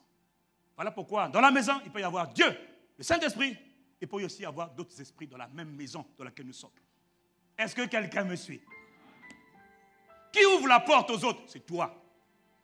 Qui ferme la porte aux autres? C'est toi aussi. Quelqu'un me dit le Saint-Esprit. Le Saint-Esprit est une personne. Il est plus puissant que toutes les armées du monde, toutes les armées de l'univers. Pourquoi? Il est le patron, le chef de l'armée de l'Éternel, c'est lui. Il a plus de puissance, plus de sagesse que tout ce que tu peux imaginer. Le Saint-Esprit est plus puissant que le G20, le G7, le G12, le G8, tous les gouvernements rassemblés, humains, inhumains. Le Saint-Esprit est incomparable, il est redoutable. Il a plus de connaissances, de sagesse que tous les livres que tu peux lire, que toutes les encyclopédies, que tous les dictionnaires, que toutes les bibliothèques, les librairies. Le Saint-Esprit a une connaissance illimitée. Il connaît toutes choses du commencement à la fin, d'éternité en éternité. Il est Dieu, c'est le Saint-Esprit. Quelqu'un me dit Amen. Et figure-toi, c'est une personne, une personnalité. Imagine, mon frère, imagine. Voilà pourquoi quand le Père dit, vous les humains, vous êtes têtus, vous ne m'écoutez pas. Le Père dit, vous ne m'écoutez pas. Je vous dis que le don le plus précieux que vous puissiez avoir, vous humains, c'est mon esprit. Toi, tu dis, non Seigneur, donne-moi l'esprit, donne-moi le job. Bakala, moi si, Kento, l'argent, Mbongo. Il te dit, je te donne le Saint-Esprit. Non, donne-moi seulement l'argent. L'argent me suffit. Oh. Imagine, tu es avec quelqu'un. Tu as un problème, il t'avertit. Tu as une solution, il apporte la réponse. Tu as une question, il te donne la réponse. Tu as une solution, il t'apporte le problème. Tu as une entreprise, il te faut faire combien de chiffre d'affaires l'année? Il me faut faire 100 millions. On est à 20 millions. Il te dit, calme-toi. Je te dis comment on va faire pour atteindre les 100 millions. Tu dis, associé, comment on fait? Fais telle chose, marketing, stratégique, marketing, communication. Bah! Pendant que les gens qui ont fait PhD de marketing, là, ils ne comprennent pas. Lui, il te dit, pousse seulement le pion là. Tu as poussé, tu as fait 120 millions. Oh! Comment tu as fait? Imagine le partenaire idéal, l'ami idéal, celui qui a des réponses à toutes les questions. Aucun problème ne le dépasse. Rien ne le surprend. Il a connaissance sur tout. Il te dit, dans 10 ans, à la même heure, regarde ce qui va t'arriver. Tu dis, mais comment tu sais ça? Il dit, parce que je suis avec toi dans le temps. Mais moi, je viens de l'éternité. Je suis dans l'éternité. Je suis en toi, je suis dans l'éternité. Le temps n'est qu'une parenthèse de l'éternité. Dans 20 ans, dans 100 ans, dans 700 ans, la Vierge enfantera. Mais comment tu sais? Parce que mon fils, je suis dans l'éternité. Toi, tu es dans le temps. Moi, je suis dans l'éternité. Je sais tout. Dans 2000 ans, comment tu sais qu'il ira dans le lac de feu? Parce que j'ai tout programmé. Je suis l'Éternel. Oh, quelqu'un me dit Amen. Dis-moi le Saint-Esprit. Donc toi, Dieu te dit, je viens habiter en toi et je deviens ton Dieu et ton papa et ton conseiller et ton ami. Tout ce que tu veux, je le te donne. Je te le donne. Toi, tu cherches seulement l'argent. Tu cherches seulement la voiture. Tu cherches seulement la maison ou le mari. Est-ce que quelqu'un comprend de quoi je parle? Dis-moi, le Saint-Esprit est une personne. Le jour où tu vas commencer à être conscient, et c'est ça le but de l'école du Saint-Esprit dans laquelle nous sommes, c'est de t'emmener à être conscient. Quand tu vas te lever, bonjour Saint-Esprit. Et tu vas commencer à parler tout seul dans la maison. Mais en fait, tu ne parles pas seul. Tu parles à ton ami. Tu parles à ton Seigneur.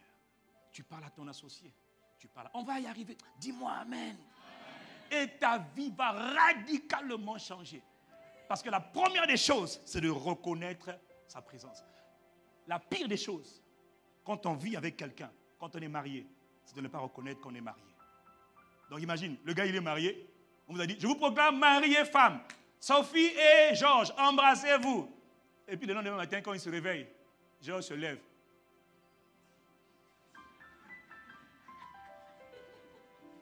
Sophie aussi, c'est pas de son côté. Même pas bonjour, tu vas où? Mais vous êtes mariés depuis hier. Comment? On est quoi, hein? Mais c'est ton mari. Mais c'est ta femme. Ah bon? Bonjour mon mari. Bonjour ma femme. Ça va? Exactement ce que toi tu fais avec le Saint-Esprit. Est-ce que je peux continuer? Mais le temps vient où tu vas commencer à être conscient de ça. Et il va commencer à se manifester à toi. Quand tu te lèveras le matin, bonjour Saint-Esprit. Merci pour ta grâce. Esprit de Jésus. Esprit du Père. Esprit du Dieu vivant. Tu es mon bien-aimé. Je t'adore. Je te remercie. Seigneur, et glorifie Jésus dans ma vie aujourd'hui. Révèle-moi encore le Père. Révèle-moi encore Jésus. Est-ce que tu sais qu'on va le voir? Si le Saint-Esprit n'avait pas été là, personne n'aurait compris la croix. Personne n'aurait compris ce qui s'est passé à la croix. Personne. Pierre avait fui. Tout le monde le regardait de loin. Jean avait fui. Marie, Marc, toutes les femmes étaient là. Mawako, oh pitié, oh il est mort, il est en train de souffrir. Femme de Jérusalem, pleurez sur vous-même. On pleure sur toi aussi. Personne n'avait compris ce qui se passait le jour de la crucifixion. Quand Jésus le Christ était sur la croix. Personne. Personne. Aucun apôtre, aucun disciple, aucun prophète. Personne n'avait compris. Qui a révélé cela? Le Saint-Esprit. À qui? À quelqu'un qui n'était même pas là ce jour-là. Hey, on va parler de ça. Dis-moi le Saint-Esprit. Il a parlé à Paul. Il a révélé à Paul le mystère de l'échange divin. C'est par Paul que le Saint-Esprit a révélé la prophétie d'Ésaïe. C'est lui qui met comme un puzzle. Oh, quelqu'un me dit le Saint-Esprit. Dis-moi, Saint-Esprit, je te veux. En introduisant le Saint-Esprit, Jésus parlait d'une personne. Il faut que j'avance. Il parlait d'une personne, mais d'une personne invisible. Mais une personne qui est invisible à l'œil nu, mais qui est réelle. Dis-moi, il est réel. Dis-moi, il est réel. Jésus faisait référence dans Jean 14, verset 16. Et moi, je prierai le Père et il vous donnera un autre consolateur. Quelqu'un me dit consolateur. Dis-moi consolateur. Afin qu'il demeure éternellement avec vous. L'esprit de vérité, il demeure avec vous et il sera en vous. Jésus faisait référence à une personnalité, une personne invisible et non pas à une chose matérielle. Il ne faisait pas référence à la matérialité, mais il faisait référence à une personnalité. Personnalité et matérialité sont totalement différentes. Le Saint-Esprit n'est pas une chose, il n'est pas un feu. Oui, il brûle comme un feu, mais il n'est pas un feu. Il n'est pas un vent. Il peut aller aussi vite que le vent, mais il n'est pas un vent. Quelqu'un me dit Amen. Ce n'est pas une chose, ce n'est pas une influence. Il influence, il pousse, il inspire, mais c'est une personne derrière. Dis-moi Amen. Et c'est ce verset, Jean 14, verset 16, qui a créé beaucoup de contradictions dans le monde des croyants. Jean 14, verset 16, et moi je prierai le Père. Et il vous donnera un autre consolateur. Et ce verset a créé la pagaille dans le monde, notamment dans une religion qu'on appelle l'islam. Parce que ce mot, un autre consolateur, ça vient du mot grec parakletos. Mais, vois-tu, mon frère, ma soeur, parce qu'il faut comprendre, quand on parle du Parakletos, il y a eu beaucoup de choses qui ont été introduites. L'islam, le fondateur de l'islam, est un prophète qu'on appelle Muhammad, ou encore Hamad, ou encore Mahomet. Et Mahomet est né 440 ans après Jésus-Christ. Et les musulmans, qui sont des gens charmants, extraordinaires, merveilleux, mais les musulmans s'appuient sur le Coran pour affirmer que le verset de Jean 14, verset 16, est une prophétie qui annonce la venue de Muhammad, ou encore la venue de Mohammed, de Ahmad. Et il faut comprendre, chrétien, ce que la parole de Dieu a à dire à ce sujet. Est-ce que quelqu'un me suit? J'ai dit que ce verset a été l'objet de beaucoup de controverses et de malentendus et d'incompréhensions. Et Satan est un être plutôt extrêmement rusé. Est-ce que je peux continuer? Les musulmans s'appuient sur le Coran, sur 2 sourates.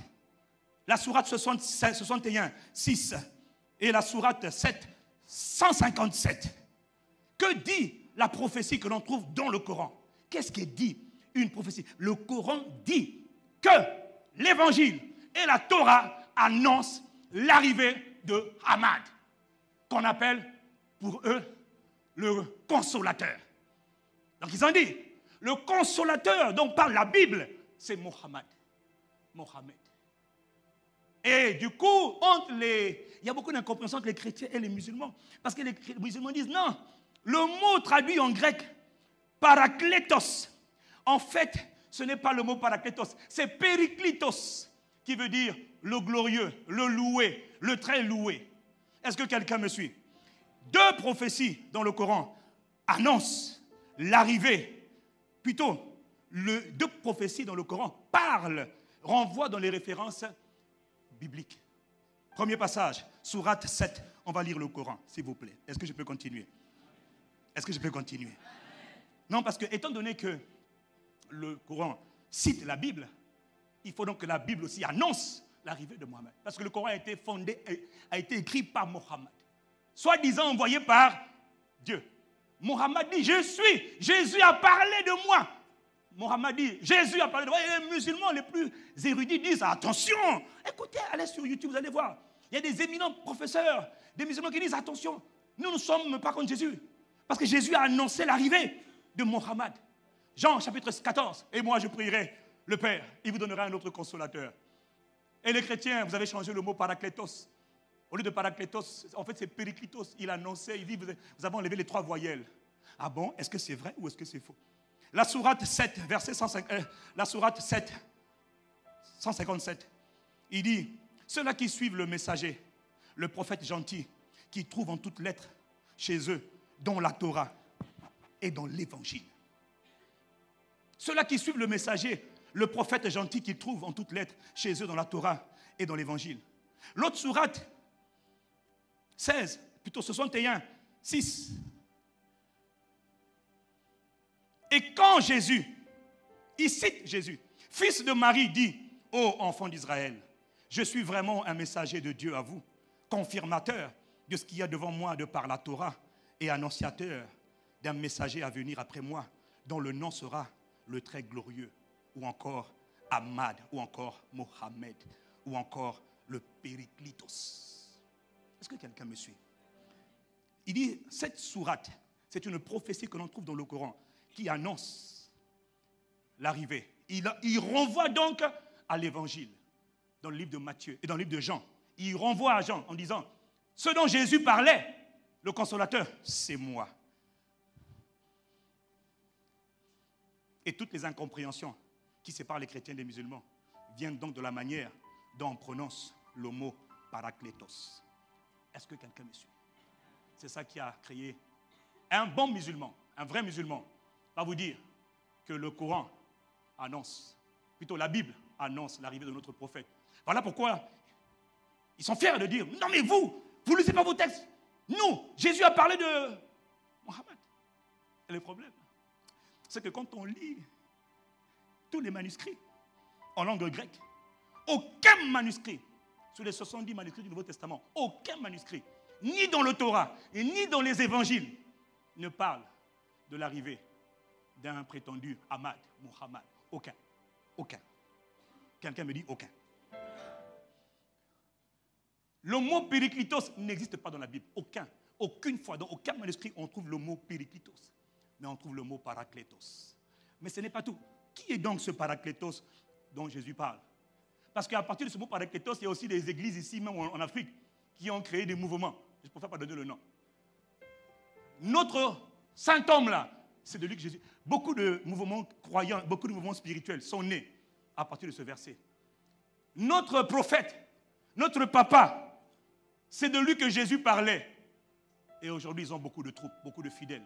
Ils croient que Jésus avait parlé de leur papa là, qui est le maître fondateur de leur religion ou de leur église. Est-ce que quelqu'un me suit?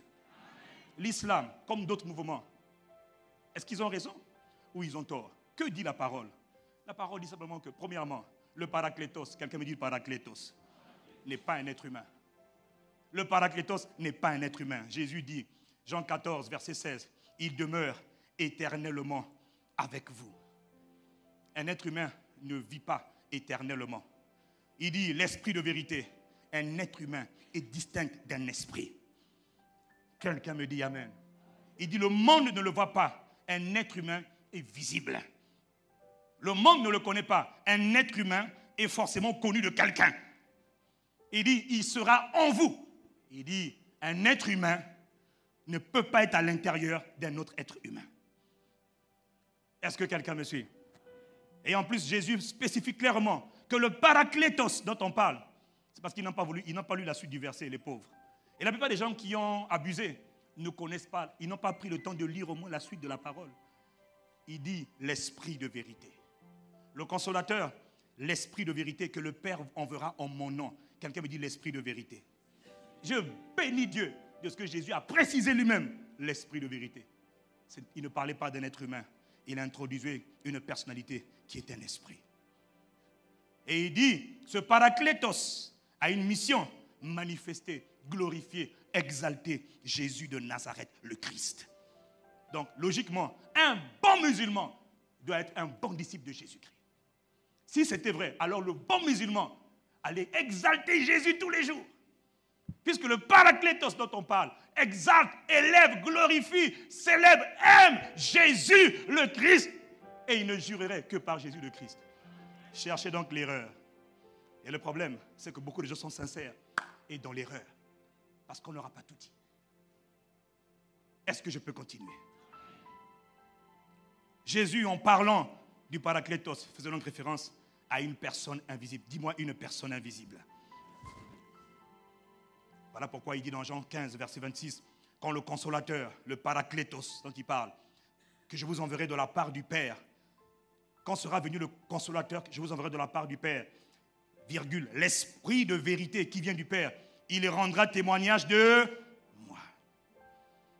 Jean 16, verset 13, quand le consolateur sera venu, l'esprit de vérité, il vous conduira dans toute la vérité. Ça, on en reparlera dans quelques temps. Il ne parlera pas de lui-même, mais il dira tout ce qu'il aura entendu et vous annoncera les choses à venir. Beaucoup, c'est terrible. Comment le diable a trompé tellement de gens. Il a trompé tellement de croyants. Les gens sont sincères. Ils cherchent Dieu et ils sont trompés. Chacun est venu dire, je suis le consolateur que Jésus a annoncé. Je suis un tel. Je suis Muhammad. Je suis un tel.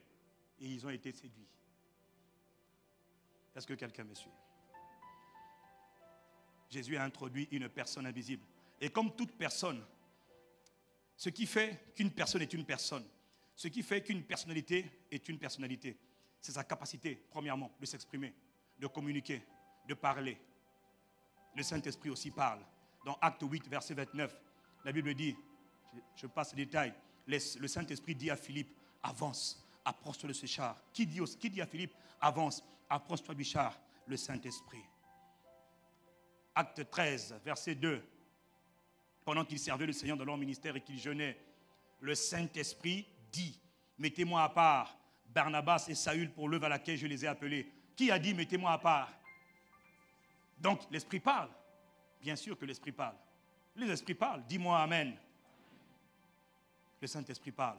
Dans 1 Timothée 4, verset 1, l'apôtre Paul dit, mais le Saint-Esprit ou encore l'Esprit dit expressément que dans les derniers temps, dans les derniers jours, quelques-uns abandonneront la foi pour s'attacher à des esprits séducteurs et à des enseignements de démons. Exactement ce que l'on voit aujourd'hui. Et ça a été écrit il y a environ 2000 ans. Ça, 2000 ans. Paul disait déjà que le Saint-Esprit est en train de me dire, écoutez, au temps de Paul, donc il y a déjà presque 2000 ans, Paul recevait. Le Saint-Esprit lui dit, Paul, dans 2000 ans, tu dis, dans combien d'années? Tu veux dire 10 ans, 2 ans, 2000 ans. Les croyants vont abandonner la foi. Ils vont s'attacher à des esprits méchants qui vont les séduire et à des enseignements qui sont inspirés par des démons, des esprits démoniaques. Donc, autrement dit, les démons aussi enseignent, oui. Les démons sont des spécialistes des doctrines. Ils enseignent des vérités, soi-disant, qui sont des mensonges. Est-ce que quelqu'un me suit? Comme toute personne, le Saint-Esprit lui enseigne. Dans Jean 14, verset 26, Jésus dit, mais le Consolateur, l'Esprit Saint, que le Père enverra en mon nom, il vous enseignera toutes choses. On en reparlera ça. Il vous enseignera toutes choses. C'est le Saint-Esprit qui enseigne. C'est lui qui est le Seigneur de l'Église. Des fois, moi, je suis là, comment voulez-vous que ce qu'on enseigne ici dimanche après dimanche, on l'enseigne par l'intelligence et les capacités du pasteur? C'est impensable.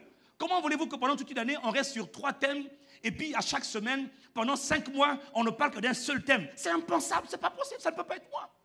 Ce n'est pas possible, ça ne peut pas être moi. Le Saint-Esprit enseigne.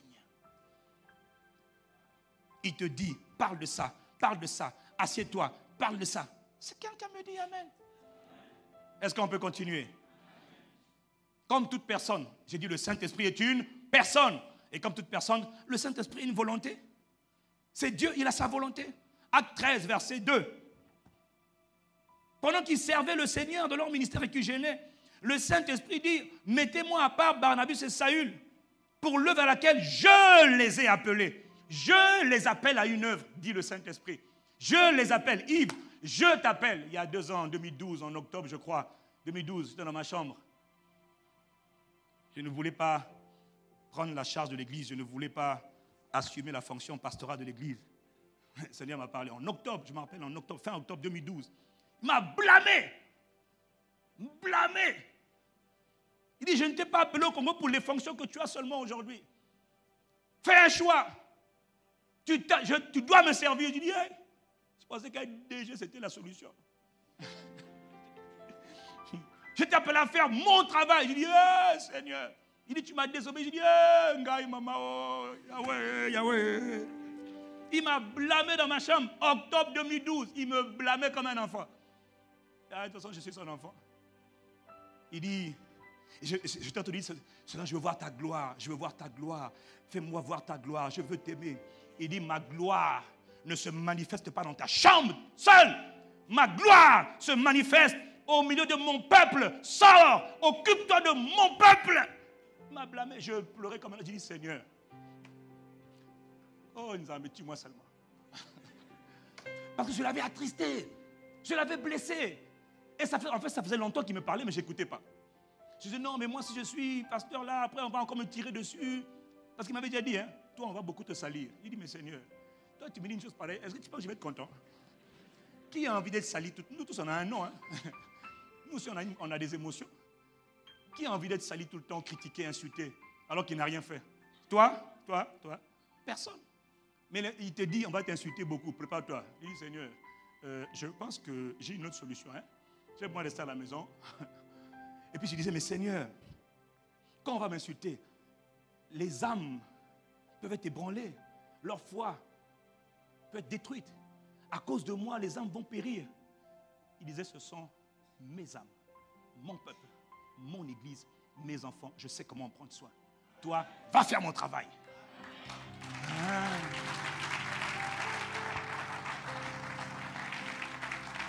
Le Saint-Esprit a une volonté. Il m'a parlé dans la chambre.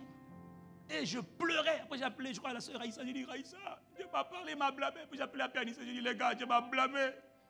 Il dit, non, chef, nous, on savait. Hein. Il dit, oh, c'est ça. Et toi, là, je vais te mettre une gifle, toi aussi, d'ailleurs. Quelqu'un me dit, amen. Dis à ton voisin, le Saint-Esprit parle. Il exprime sa volonté. Mais ce qui est terrible, c'est que si j'avais désobéi jusqu'à ce jour, je ne sais pas ce qui se serait passé. Ça aurait été une tragédie.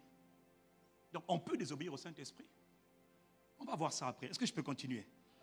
Pour terminer, comme toute personne, le Saint-Esprit a des émotions. Quand on parle des émotions, on parle des émotions. La joie, la tristesse, la foi. La foi! Quelqu'un me dit la foi. La foi est une émotion. L'enthousiasme, c'est une émotion. Le courage, c'est une émotion. Dans Éphésiens chapitre 4, verset 30, il est écrit, Dieu dit, n'attristez pas le Saint-Esprit. Répète après moi, n'attristons pas le Saint-Esprit de Dieu. C'est ce qui est écrit. N'attristez pas l'Esprit de Dieu. Autrement dit, le Saint-Esprit, tu peux l'attrister. Et c'est ce que beaucoup font. Sciemment et inconsciemment, volontairement et involontairement. Et c'est très très grave. Pourquoi? On va le voir. Parce que le Saint-Esprit a une particularité. C'est qu'il est d'une douceur. Voilà pourquoi on le compare à une colombe. Il est d'une douceur qui peut te déconcerter. Le Saint-Esprit a une douceur incompréhensible. Voilà pourquoi on l'appelle le Saint-Esprit.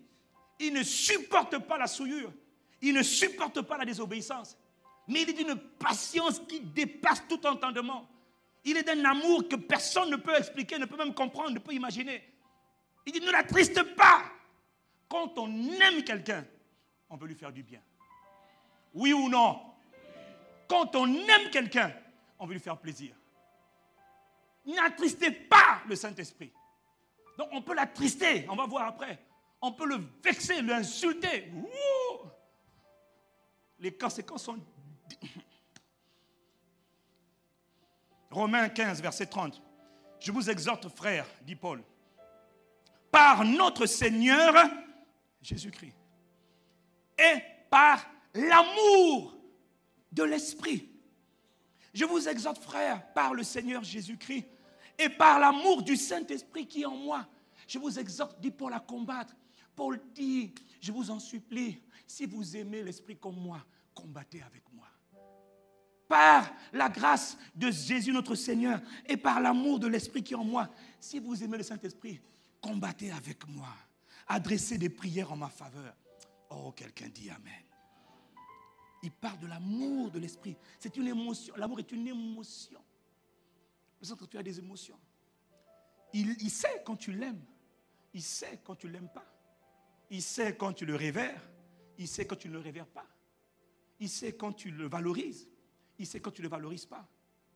Le Saint-Esprit est une personne qui est venue habiter avec toi. Quand tu rentreras à la maison, tu es avec le Saint-Esprit. Il habite en toi.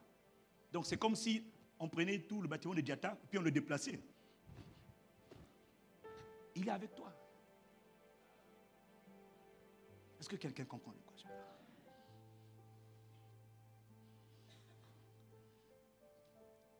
Le Saint-Esprit a des émotions. Et il faut savoir ressentir ce qu'il ressent.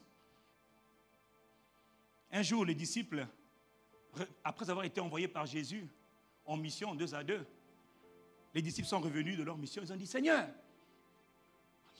c'est pas possible. Les démons nous sont soumis en ton nom. On a chassé les démons qui nous tourmentaient depuis longtemps. On les a chassés. Esprit de mort sort. Il résiste, puis après il sort. Oh, je sors, ok. Il dit, waouh. Il dit, Seigneur.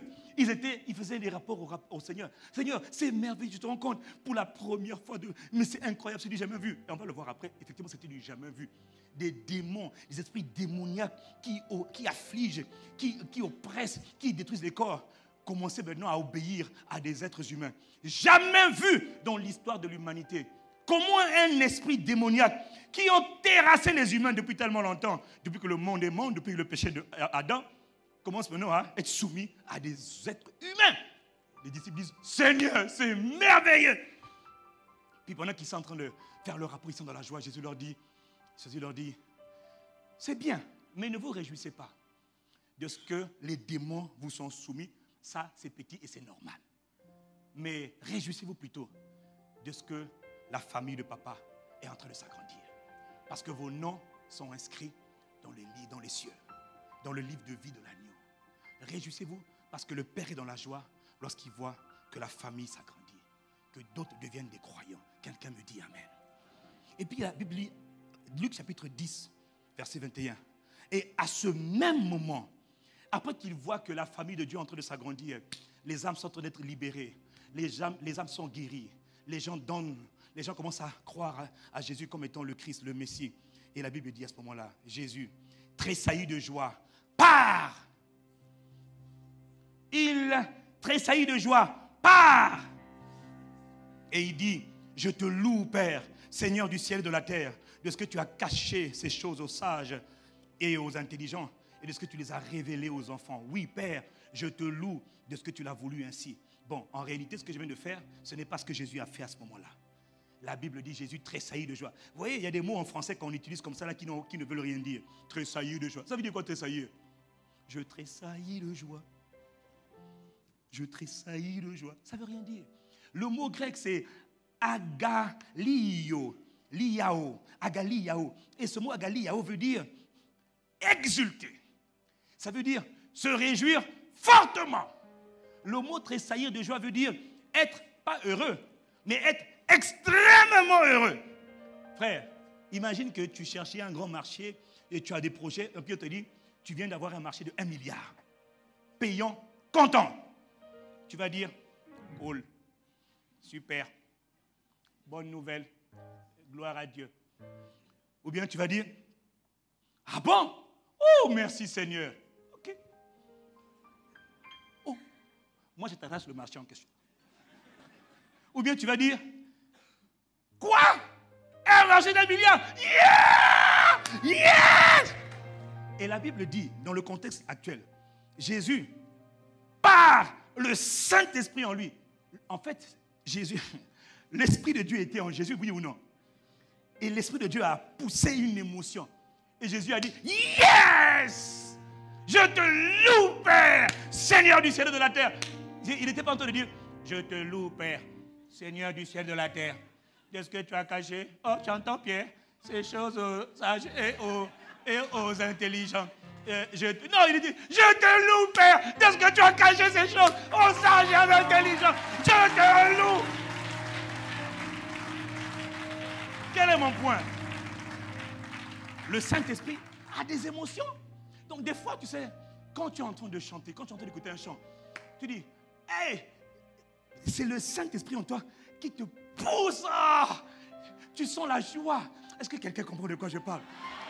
Et même des fois, même quand quelqu'un est en train de dire quelque chose, et puis toi tu dis Amen. Il y a plusieurs personnes qui disent Amen, Amen.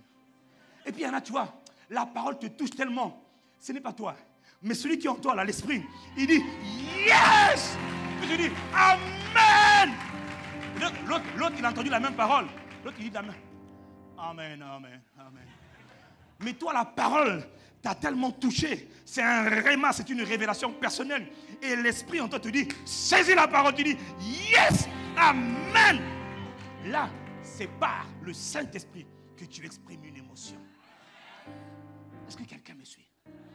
Et donc, tu ne te rends pas compte, mais des fois, quand tu adores notamment, voilà pourquoi quand quelqu'un adore, moi quand j'adore, il ne faut même pas me suivre. Moi, je ne vous observe pas, parce que moi, quand je me mets à adorer, j'avoue, c'est l'esprit en moi qui prend le dessus. Donc, des fois, je suis là et je ne me contrôle plus. Je sens seulement. Et c'est par le Saint-Esprit qui est en toi que tu peux commencer à dire, Père, je déclare que je t'aime. Pendant qu'on chante, il y en a qui vont dire, Père, je déclare que je t'aime. Et puis il y en a d'autres. C'est comme si tu n'es plus là.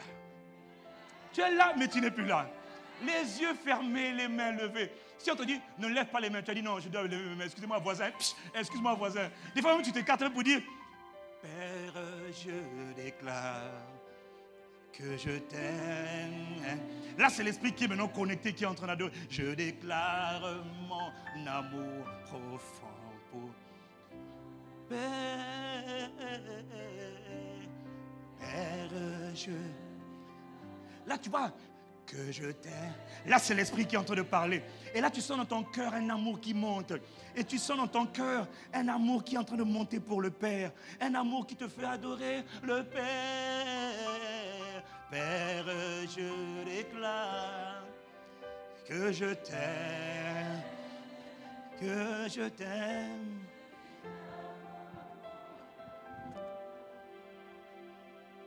Tendre Père, Père. Là, c'est l'Esprit qui est en train de prendre la place. Il exprime l'émotion qu'on appelle l'amour. L'Esprit manifeste par toi l'amour. Il exprime pas. Personne ne peut aimer Dieu si ce n'est par le Saint-Esprit. Père, je déclare que je t'aime, tendre Père. Et tendre Père, Père, pendant quelques instants, que je t'aime, laisse couler l'amour, laisse exprimer l'amour de l'Esprit. C'est par le Saint-Esprit que tu es capable d'aimer le Père. C'est par le Saint-Esprit que tu es capable de dire Père, Père, je déclare. Mais le je t'aime est déclaré par le Saint-Esprit en toi. Mon amour profond. Et pendant que tu le dis, l'amour est en train de monter, Père.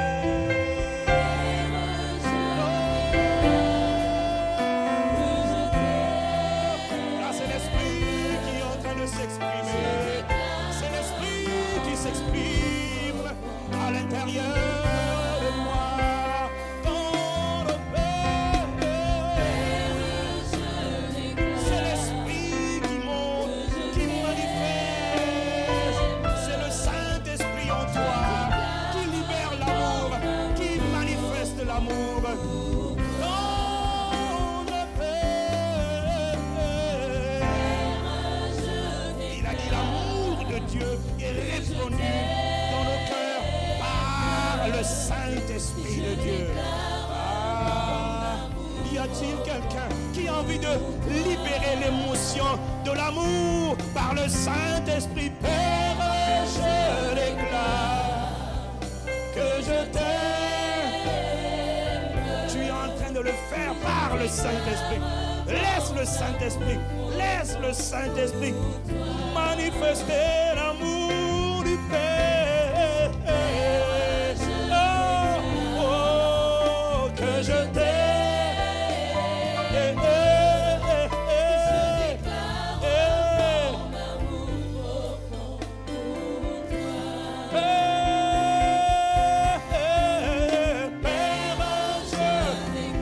Je veux le dire avec mon frère, avec ma soeur, par le Saint-Esprit. En moi, le Saint-Esprit me donne envie de t'adorer, Père, Père, tendre Père, tendre Père. Laisse aller, laisse-toi aller, laisse-toi aller, laisse couler l'amour en disant Père, Père, que je t'aime, tendre Père.